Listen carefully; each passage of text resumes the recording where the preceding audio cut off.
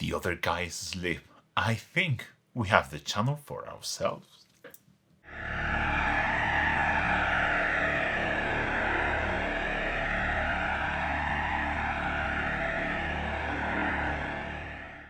Hello fellow Herders of the Blue, and welcome to my channel, and also welcome to another sculpting video. And in this sculpting video, well, I'm going to sculpt something very special because it involves my all-time favorite Imperial Guard regiment, Tallarn.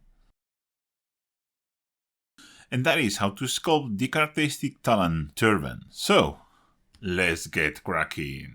So as you can see, I built the whole tank commander here, and we're going to transform this little guy into a very Tallarn looking commander, I hope. And the first step is to remove his helmet. If you're using one of the naked heads with nothing on it, that would be ideal, but this tank commander has a helmet that I don't like, and we have to remove to sculpt the turban. So I'm just going to cut off any of the plastic. Be very careful.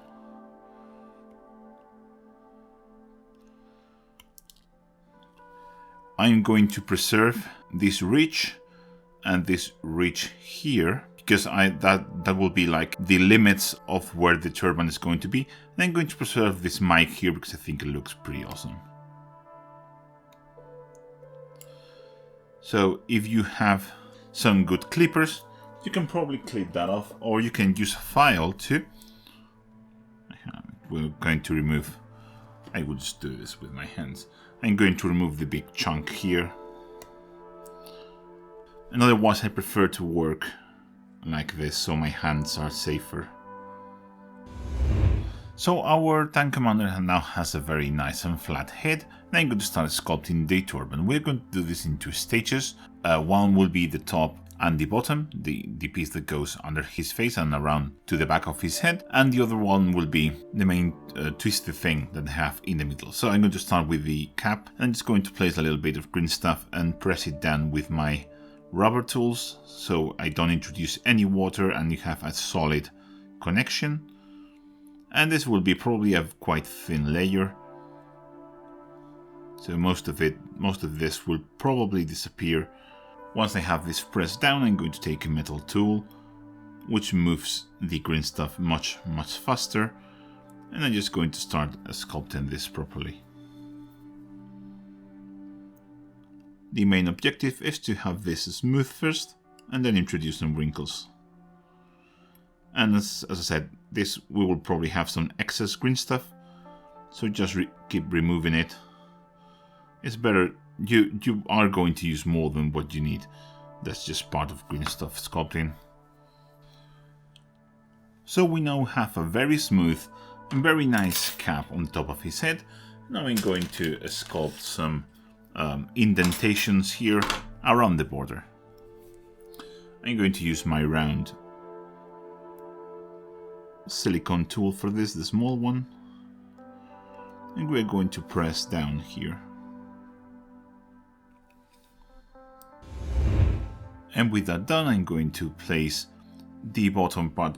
So we're going to make like kind of this kind of shape, and I'm going to place it down. I'm going to make it longer. Okay, something like this. I'm going to start here in the middle and have the joint here at the back. And again, going in with the rubber shaper, cleaning out his jawline, pressing this down onto the head so it sticks very well, and here on the sides too. And once we are sure we have a good seal and no water is going to go into there, well, now he looks like a weird sister of battle, but we're going to take care of that, hopefully. So I'm just going to press this and get rid of the excess. If we feel like you have too much, you can just come in and just take any excess off, just like that. And I like to use my clay shapers to press down and move the putty into taking advantage of the green stuff's elasticity.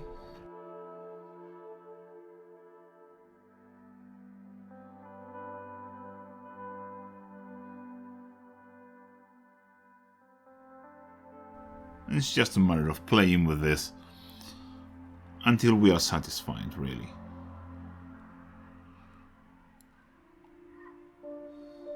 Add some lines, because this is fabric after all, so it will crease and it will pull in this direction, so make these lines here on the sides. Same thing we have on this side. And the same on the back. We have a lot of extra material on the back.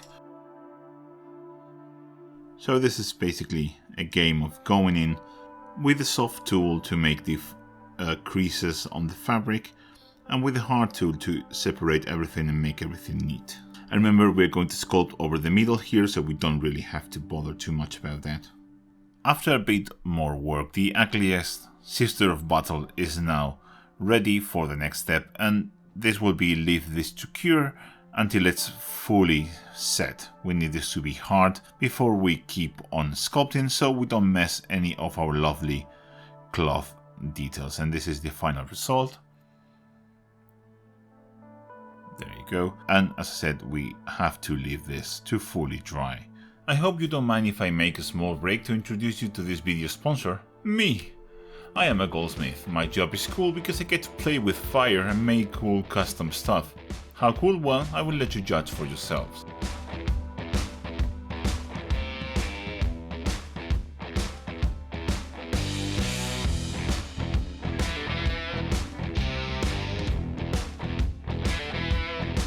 Not bad, huh? I'm really proud of my work. I make normal boring stuff too.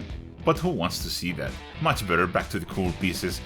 So if you need or want some custom jewelry, or know someone that does, and want to help me out making these videos, go and check the link to my store in the description and the pinned comment of this video. So it's now the next day and everything is dry and nice. And I've been doing some research, because if you want to sculpt something, you need to know how that thing works in real life. So I've been doing quite a bit of research about how this piece of cloth is called and how it's actually wrapped in the real world. And this kind of headcloth that Tallarn use is actually the one that the Tuaregs use, and it's called a Tagelmust or a lithem. I highly suggest, if you want to sculpt this on your minis, you go and search for different videos on how this is wrapped and how this is composed, so you can make the most realistic version possible. I'm pretty happy with how this is looking after seeing all the videos, so I'm just going to continue. Maybe my version is not going to be 100% realistic, but at least I know where the flaws are, and I am happy with the compromises that I took to make this look a bit more Warhammer. So let's now keep on sculpting this, and before we start with the wrapped piece of cloth around the forehead, I'm going to sculpt the two ends of the very long piece of cloth that the Tuaregs use.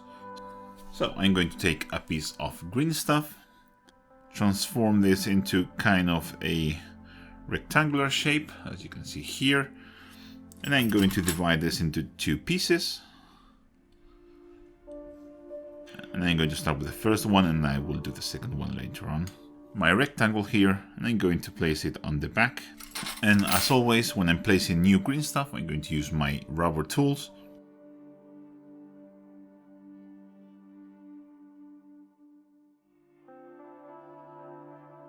This is pretty straightforward. I'm just going to do a very simple piece of cloth. Now that it is well stick, I'm going to smooth it out using the steel tools that I prefer to work the green stuff myself.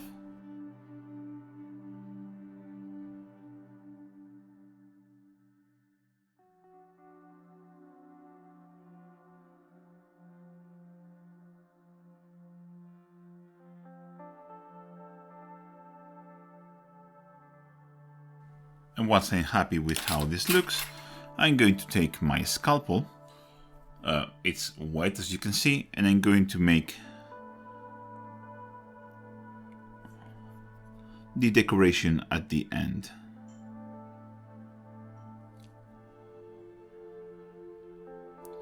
Just an horizontal line, and then just very thin vertical lines all across, like that.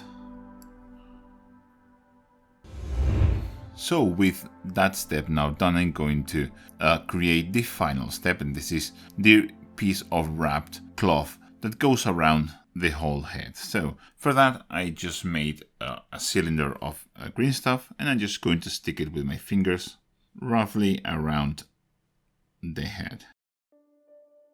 And I'm just going to go with the clay shaper, creating these folds around this part, which is usually twisted.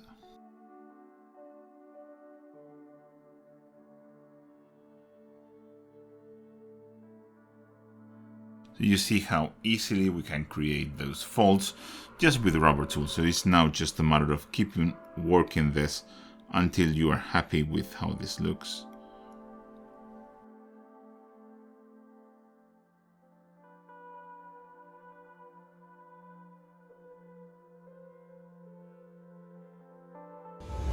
And with that last step done, our Tallarn turban is finished, and I'm so happy with how this looks.